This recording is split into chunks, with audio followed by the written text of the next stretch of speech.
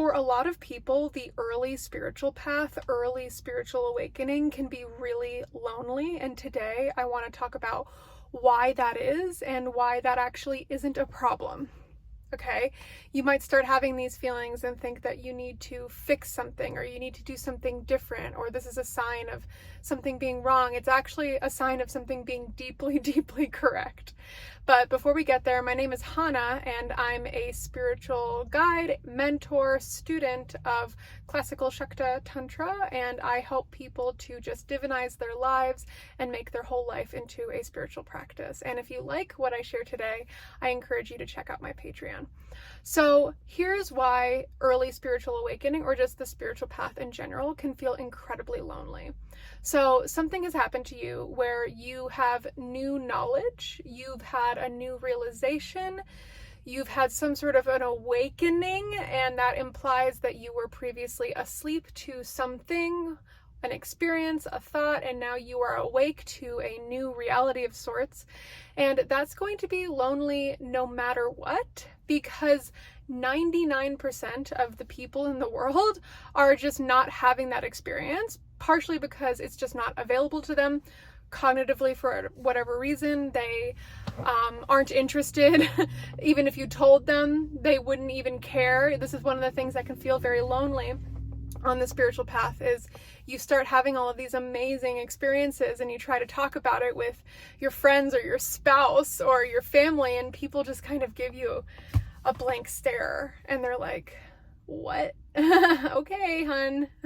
And I mean, maybe you might even worry about people thinking that there's something cuckoo about you. And so that alone is really, really lonely. But the thing that I want you to consider, I have two things I want you to consider.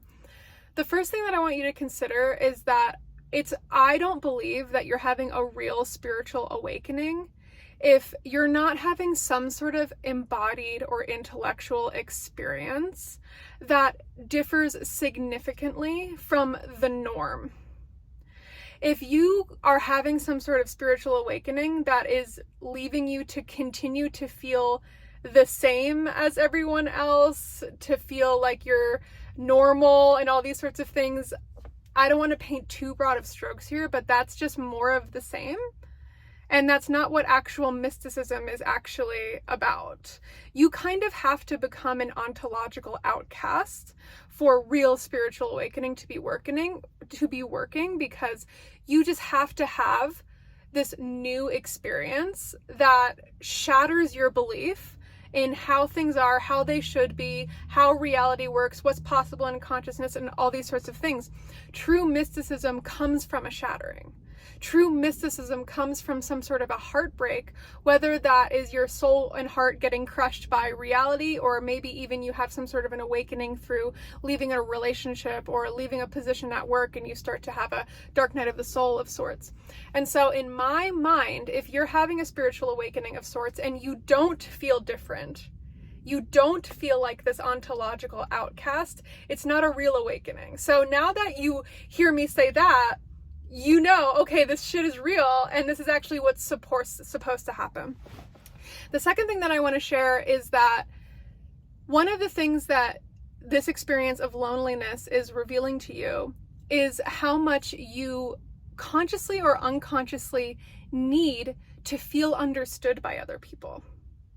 So this loneliness that you're experiencing is this feeling, I need to be understood. Nobody understands me. People don't get me anymore. I don't get them anymore. And so what this experience is revealing to you is the fact that you actually value feeling understood by other people. Okay, that's one thing that you're learning about yourself right now. Damn, it really sucks when I don't feel understood. Okay, that's something that you're learning. But real spiritual advancement, in my opinion, is actually related to relinquishing the need for situations in your life, people in your life, to be happening in a certain way. So you need to, regardless of what's going on, you will need to relinquish the need to be understood by people. That's something that has to happen in order for you to loosen up your sense of your relationship with reality, your sense of self. If you are so attached to needing somebody to understand you, that it keeps you feeling constricted and separate from everything, guess what? This experience of loneliness that you're having is like the first step of realizing that that shit doesn't actually matter that much, right? And so you are being presented with opportunities here in the beginning stages of your spiritual awakening to let go of things that you're actually bound by. You might be bound by this need to feel understood by others. And there's a tremendous amount of freedom that you can experience when you don't need anyone to understand you. Here's the thing. I'm not saying you'll never be understood again. You might feel understood by me right now. You might feel understood by a few people in your life, and that can be an incredibly rewarding and connective experience. But there's one thing to need to feel understood, and there's another thing to not need to feel understood by people, and then it's a bonus when you do. That's freedom, right? I'm good with feeling understood. I'm good without feeling understood. That's freedom. And so this loneliness that you're experiencing is actually releasing you from bondage potentially if you choose to sit with everything that's coming up with you. All of this realization that you're having, all of this knowledge that you've gained through your spiritual awakening is just fluff unless you use that knowledge to actually transform your experience of reality and the way that you interface with your life. So all of the realizations and the awakening that you feel so separate from people from is not enough. That's not enough. There's more to happen here. You've just been given the key and you're literally toggling it in the door, and you're barely even opening the door at this point if you're still concerned about being lonely on the spiritual path. You know who's lonely? God. Because she's everything. God is perpetually lonely because there's only her. And if you think about just the life of the mystic and the life of the aspirant, your whole life is always just between you and God. It's just between you and God. And I actually find that to be a very comforting realization. It's like, oh, like, you know, I'm just here playing this game, so to speak, of trying to see more and more of God in my world. And everything that I interact with is just me and God. There's no one else. That's lonely. That's awesome.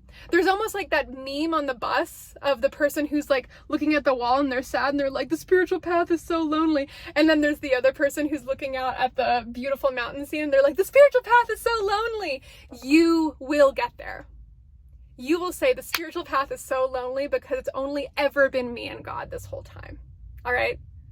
Now, if anything I said here was helpful for you, I want to remind you that I have my Patreon where we do bi-weekly Q&A sessions where you can ask me a question about anything and I will give you my utmost attention and consideration. And it's also my library of talks and courses that I've taught over the last several years. There's 65 talks and courses that you can listen to if you join my Patreon. And I'll send you a zine in the mail if you live in the United States when you join. So that's pretty much it for today. I hope you come to this ecstatic realization of how lonely the spiritual path is and how lonely life has always been. And I bless you on your journey.